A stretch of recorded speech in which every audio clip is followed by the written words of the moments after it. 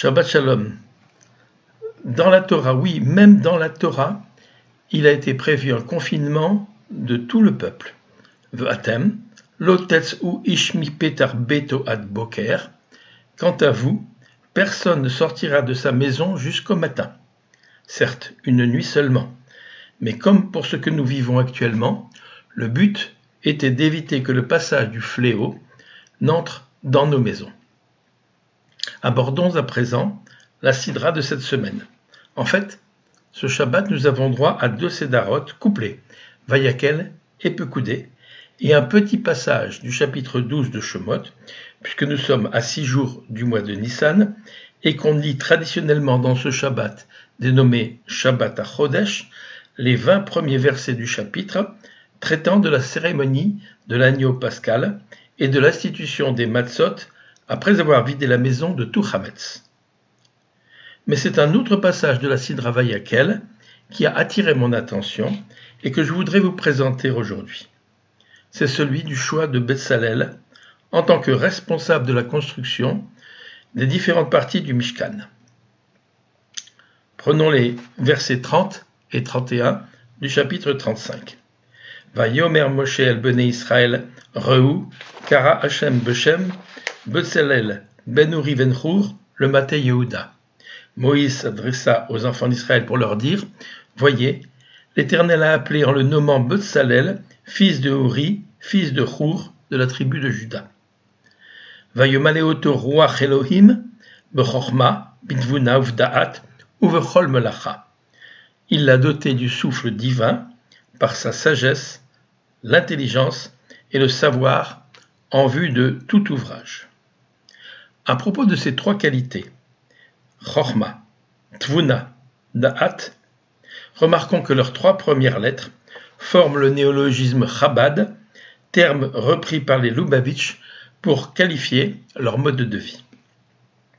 Nos maîtres, citant les versets 19 et 20 du chapitre 3 des Proverbes, nous rappellent Hashem bechorma yasad haaretz, konen shamayim bitvuna, beda'ato tehomot nifkahu, ushrakim yarfu tal.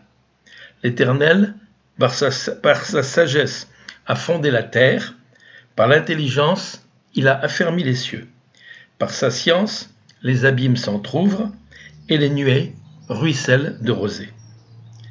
L'artiste Betzalel cumulait en lui tout d'abord, comme son nom l'indique, une proximité telle de Dieu qu'il en était l'ombre portée. Son art est avant tout un message divin qui va bien au-delà de l'objet final réalisé. Il est l'expression d'une volonté. Par son intelligence, il a su capter et transmettre ce qu'il avait reçu. La sagesse, Chorma, c'est, disent nos sages, Koach Ma, la force du questionnement, l'assimilation de la connaissance reçue pour en faire un matériau transmissible. L'intelligence, Tvuna, c'est la capacité d'analyse, de décomposer pour connaître les matériaux de base. Enfin, le savoir, Da'at, c'est la capacité à enseigner. À la fin de la Sidra, on trouve le verset 20 du chapitre 40, au verset 20 du chapitre 40, 2 verbes accolés dont le sujet est Moïse. Vayikach, Vayiten. Il prit et il donna. Qu'a-t-il pris et qu'a-t-il immédiatement donné? Et haïdout, le témoignage, c'est-à-dire la Torah. Comme le disent les Pirkei Avot, en préambule, Moïse a reçu Kibel et a transmis Umsara. En conclusion, qu'a fait Betzalel? Recevoir et transmettre, comme nous devons tous essayer, chacun selon ses capacités. Noé, en se réveillant de son ivresse et de l'attaque de Ham, bénit Shem et Japhet en émettant le vœu que Japhet, l'esthétique dans le domaine de l'art, réside dans les tentes de Shem, le domaine de la spiritualité.